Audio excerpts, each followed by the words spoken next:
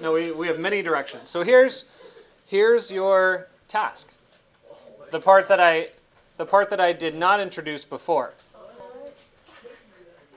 We're going to develop a bridge off of one curve. Everything that we develop is going to be built off of one curve. How is that possible? It's very easy, actually, because bridges are all basically tied to one simple analytical element, right? You have your two anchor points on either side, and then you have a point in the center that gets pushed up where you create your arc, right? So we can develop all of that using Grasshopper. So what we're going to do is spend a half an hour picking out which bridge we can develop. Keep it simple. Okay, I'll go through and talk about what's too simple or too complex. But the objective here is that I'm going to give you the basics, right? So I'm going to pick something that's super mega simple with a couple of curveballs there, like something like this I might pick, where it has a simple mass for the side rails, it has a simple platform for the actual walking surface, and then it has a somewhat dynamic arc and then roof system that sort of, flies off in a different angle at the ends, right? So I'm going to teach you how to do something like this, although I haven't quite picked which one I'm going to do yet. And then from that, you're going to be able to delineate some of the moves that you'll need to make in order to create a bridge of your own selection, right? So I'm anticipating that this is going to be a 2-week unit, and we're going to spend time, probably the first week, this week, developing a bridge that I choose, and then the following week you'll have the whole week to develop that bridge that you've chosen yourself. Yeah. So, but I'll kind of walk you through it, because phase 1 of developing that bridge is for you guys to actually walk through and create an action plan for how you intend to model that bridge. Okay, so now you guys are thinking intently about how design is going to work in the software. That's the next major unit now, right? You've learned sort of the jargon and syntax of what Grasshopper does. Now we're going to start thinking about Grasshopper as a design tool and the chess game that you have to play in order to get it to work properly. Okay? So this is an example of probably the level of complexity of a bridge that is appropriate for you guys to choose, right? And I already explained why. Something like this is probably also similar enough. Pretty much anything that's by Santiago Calatrava or any of these expressionist engineers, the structures are really simple. They just have, like one main structural arm, and yeah, it looks crazy because it's coming at different angles. But if you think about it parametrically, it's incredibly simple. All you need to do is develop one arc for the arm, subdivide that arc into points, like anchor points to hold the suspension cables, and then subdivide each of these arcs around the side to run the suspension cables too. Right? It's an incredibly simple parametric idea. So that's probably appropriate.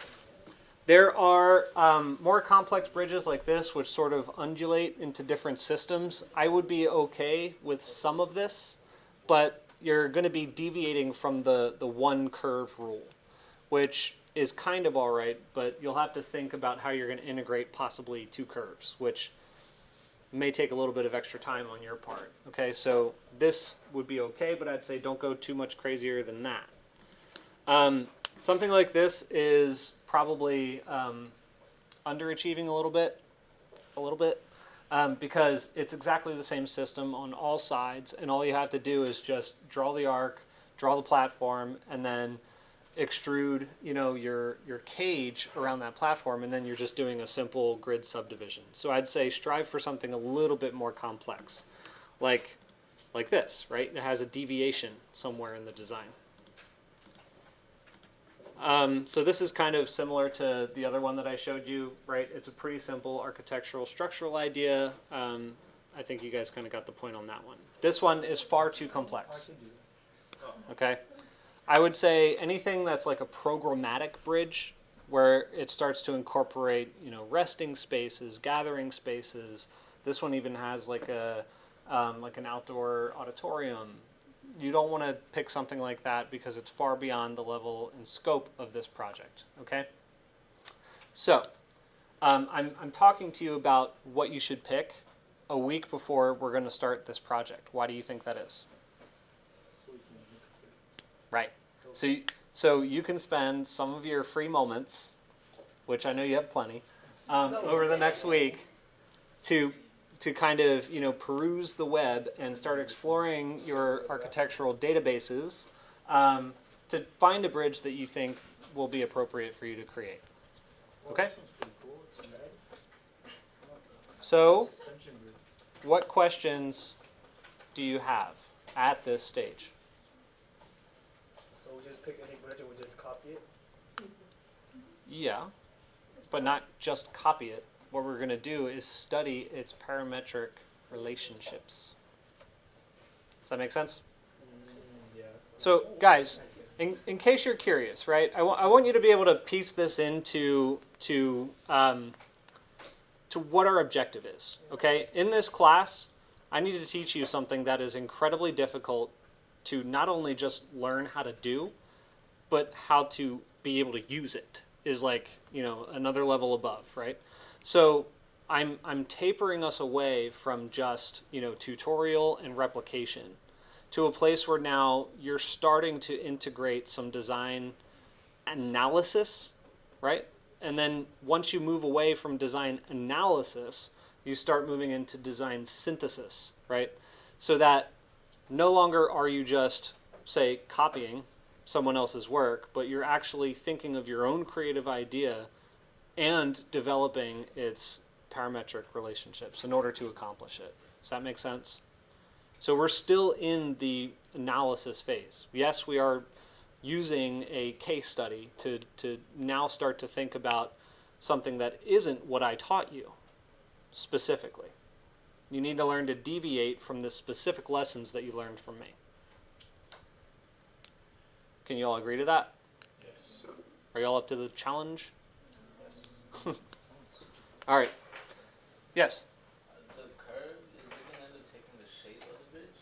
Or what's the, I'm a little lost about what the curve is. Yeah, so one curve, I'm talking like the curve at the underside of the bridge here. Or whatever reference plane you reference curve where you decide to build it off of. It could be a number of things. It doesn't matter where you place it. You just need to know that everything else is going to be built off of it. So, for instance, let me see if I can get my snipping tool here. This didn't work for me last time for some reason. Let me see. Red pen. There we go. So if I draw my reference plane here, right, I'm going to put a point right there, a point right here, and then I'm going to put a point somewhere in the center. And the parametric relationship that I have for my reference plane is where exactly that middle point is in reference to the endpoints. That's going to create the curve that everything else gets built off of. From there, it's super simple. I can just pick a direction and extrude my surface back here. And then I can use this curve and I can extrude it up. And then I can extrude that profile along the edge. And that gives me my handrail. I can pick some referential point, probably somewhere like there. And then I can develop a third curve that's going to go from that point to this point. And it's going to carry it all the way around there. From that, I'm going to extrude it back here. And then I'm going to create a surface for this arm. And then I'm going to extrude that surface to create the actual box. And then that's going to go and extrude back. Right? So that's what I mean. Like all of that is going to happen off of one curve. But there'll be other curves added on. I'm going to generate them with Grasshopper. Theoretically, we don't even have to model anything in Rhino.